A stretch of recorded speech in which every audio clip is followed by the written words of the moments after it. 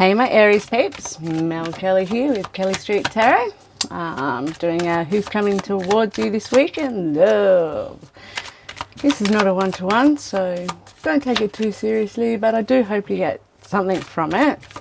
And though it's this week, I bet it, whenever you come across it, bet it's got something in there for you. Yeah, that's the idea, eh? Time and energy are fluid. And you know, you stumble across things at the right time, so don't forget that. Yeah, so let's get started.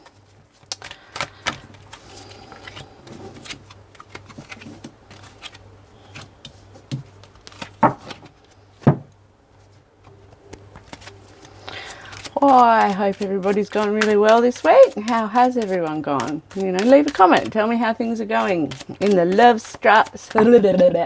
love lives of my Aries peeps.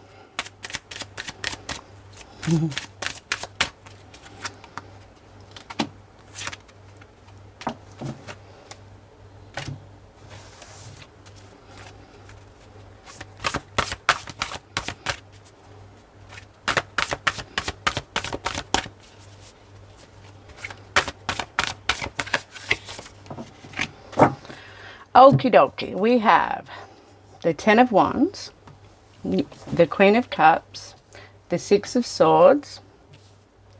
Quite a strong message there, like storyline. Anyway, express your love, trust.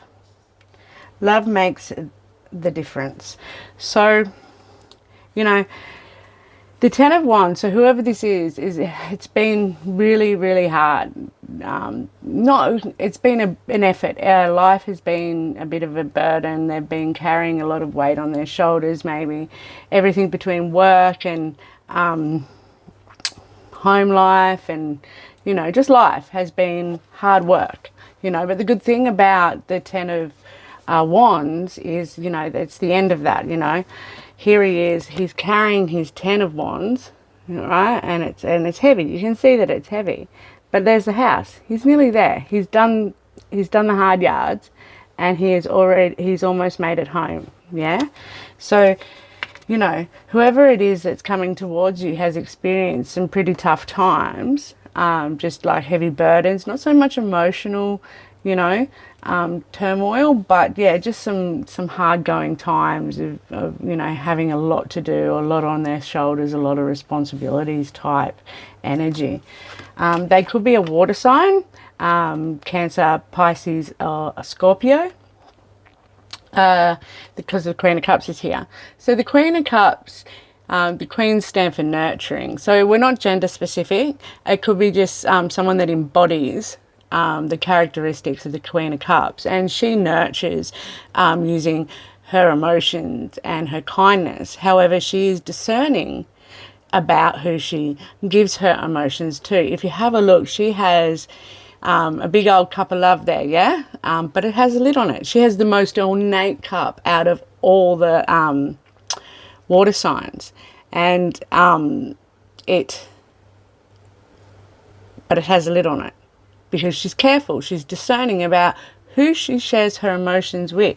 So if a Queen of Cups type chooses to share their emotions with you, understand that they've thought about this. They've really made a decision to share their heart with you, which is a really lovely thing, you know. Like, when you think about it, I like to always say, I'd rather be wanted than needed. Wanted says choice. I choose you. Needed says I have no choice. I have to have you. I need you around. Without you, there's something missing or wrong, or I can't cope, or whatever. That's kind of emotional codependency type stuff. And they're not healthy relationships, you know, at the end of the day. She also has 1 foot in the water, and then she's got her legs crossed and one foot out of the water. So this says that she is in touch with her emotions, but she is planted in reality. She understands what's going on around her earthly realm. She is not governed by her emotions. She has a good handle on her life and her emotional realm and her physical realm, which is really great. And she uses this emotional IQ to nurture and care for the people that she cares for. And as I said, I'm using she because she's a queen, but it is not gender specific. It is just someone that embodies those characteristics. Or it's a water sign. Then we've got the Six of Swords. So this person has carried their burdens, their heavy burdens, you know, and they've kept themselves emotionally stable while dealing with those things, those burdens. And then they've gathered up all these swords of knowledge, right? And maybe this is someone who has just moved to your area, too, like a new person, or just someone who's just sort of come into your friends group or whatever. And they've been in these really choppy waters, so emotional term, like water always speaks of emotion and what's around us. So like they've been in like all this emotional turmoil and ups and downs and rough trots and rough water, and they've decided that they've learned all these lessons, right? Because swords are of the mind, lessons, learning, wisdom, thoughts, all of that stuff. And so they've learned all of this stuff, and they've gathered it all up, they've put it in their boat, and they've decided that they've had enough of this. They've had enough of this choppy water, and they're ready to come over here. And they're going to cross over into nice calm waters so that they can get over to this island of emotional fulfillment and growth and stuff. And they have the wisdom to do it. They know how to do it now because they've carried these heavy burdens for long enough, and they've done the hard yards. They've made that. They've done the big walk, and now home's right there, you know. They've done the journey through the choppy waters, and now, you know, the island's in sight. And maybe that is like, you know, they've come from relationships that are quite heavy going or hard to deal with, or ups and downs, or turmoil, lots of turmoil, we'll just go with that, you know. And now that they're choosing to get, like, lay down those wands, those burdens, to use the knowledge and everything they've learned, and they've thought really hard and long about who they want to share their heart and emotions with. And guess what, Aries? It's you.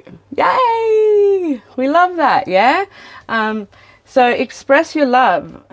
Go ahead and make the romantic gesture and trust. This situation is calling for you to have faith. So quite possibly this person who is coming towards you,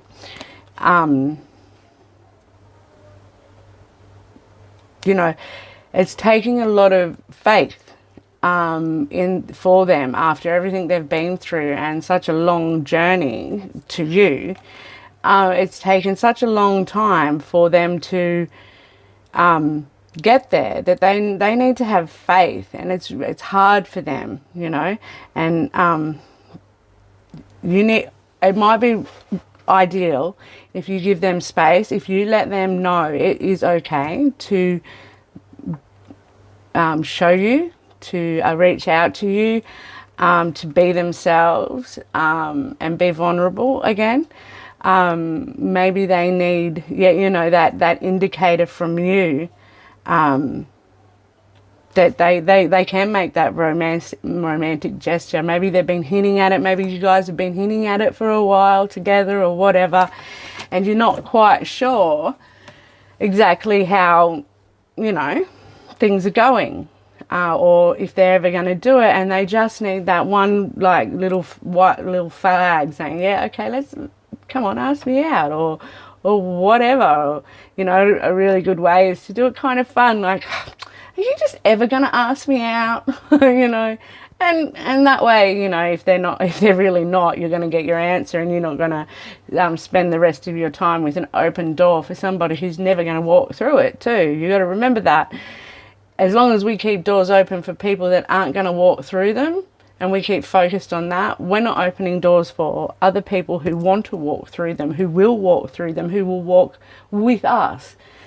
And so it's really important that, you know, we give that person time and space to do it within reason. And then if that's not happening for us, then we need to go, okay, I'm going to move on from this. I can see you're confused or not really there yet. I would like something. I'm going to move on, you know, and that does one of two things. They go, okay, cool. And you guys have a really great long friendship that isn't ending up like, you know, when everything sort of goes boom, because you've been flirting for so long, but then they're never going to be ready to do that, what you want.